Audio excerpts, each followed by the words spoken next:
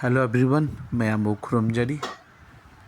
Today I am coming up with a very oilless, very tasty Manipuri cuisine, Hangam Chumthong with pan Eromba. Completely oilless recipe and oilless Thalli. So mayam ngasi agi vlog asi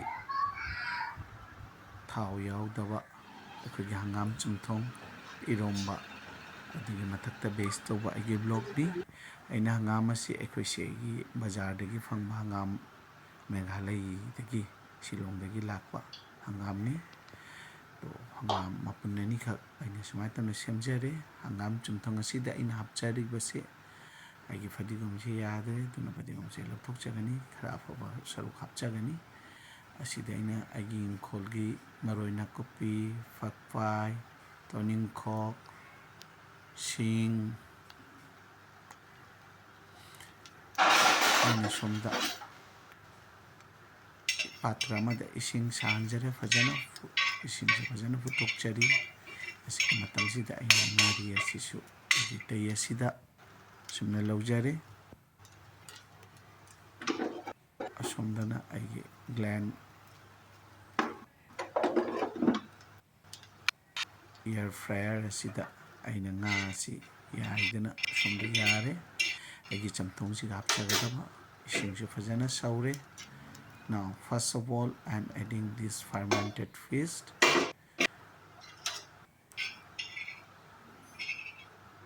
which been fried ꯇꯩ ꯑꯁꯤꯗ ꯑꯩꯅ ꯐꯖꯅ ꯀꯪꯅ without oil fry ꯇꯧꯖꯕꯁꯦ ꯑꯩꯅ ꯍꯥꯞꯆꯟꯖꯔꯦ ꯑꯁꯤꯗ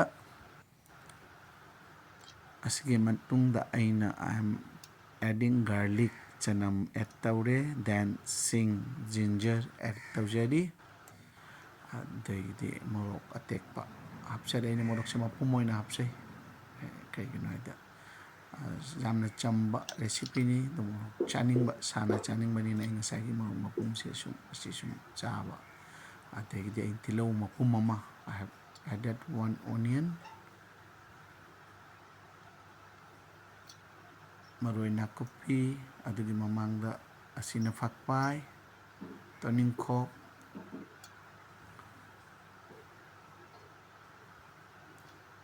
ꯑꯁꯤꯅ ꯑꯋꯥ ꯐꯗꯤꯒꯣꯝ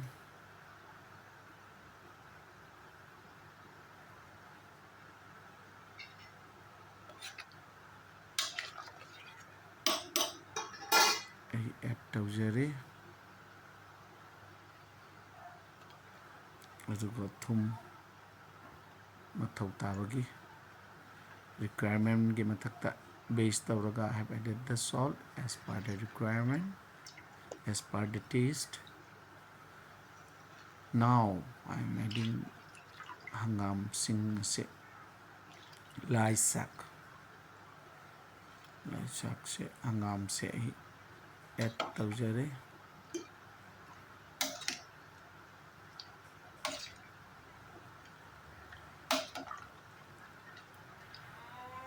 ai asida patra asida ai lid khumjalaga magi makhumse khumjalaga so ai futchagani adugi mamangda ai ngasagi nga ayaba singche inu chariba sini yam phajana nga sisu jaire sida phangjaba local ngani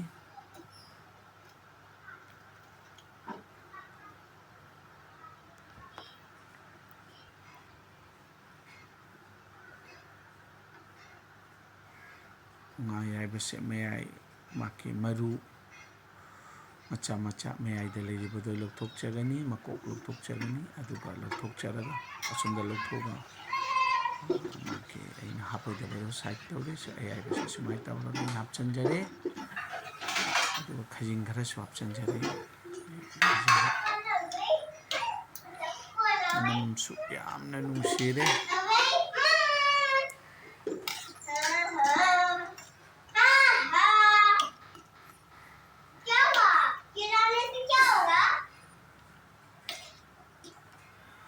Lenny cek cara bo. Cek cara bo Lenny. each and everyone a very happy Sunday. Meyambu jamna phawa jamna nungaiba Sunday amu oibiyu.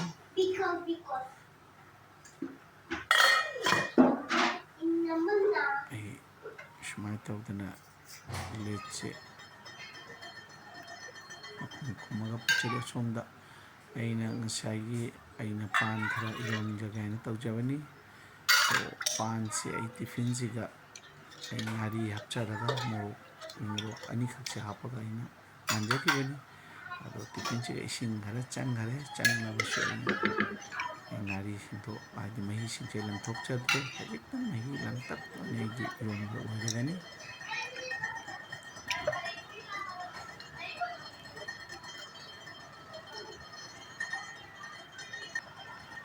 Sumai tawdana egi pan se asida mayangba ingkholdagi mayangba hapcharaga pan se ironjare.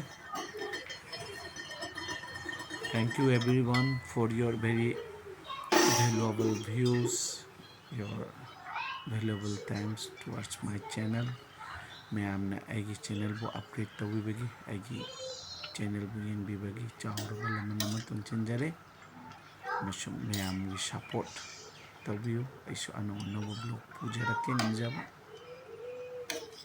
Aigi maikaidagi arahalaswa ngangbada videography da kariguma dialect tasu mafamgi sumta awapadigum aigi khoisiga haiba ko atoba hamdana kangjadana karigumba asoiba leirabasu aibu ngakpigani. Basu my hobby amasung my chakhum channel asibu support tawbiyu.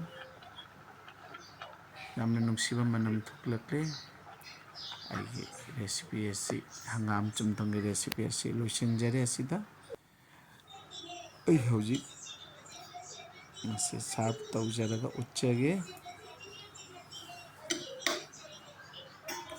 Aini jerumsu boil tawjare jerum manga khak somdana eromba aini sumna nga fry jerum egg boil adagi this is the hangam chumthong yamna phajana mullabani yam phajana hawgadaba oire. Mayam punamak nungaibiyu amasung mayambu hanana khurumjari maybi amasung my channel gi maikaidagi. Thank you each and everyone for supporting my channel, my hobby and my chakhum. Please do support so that I can come out with another recipe. This is a completely oilless recipe. Thank you.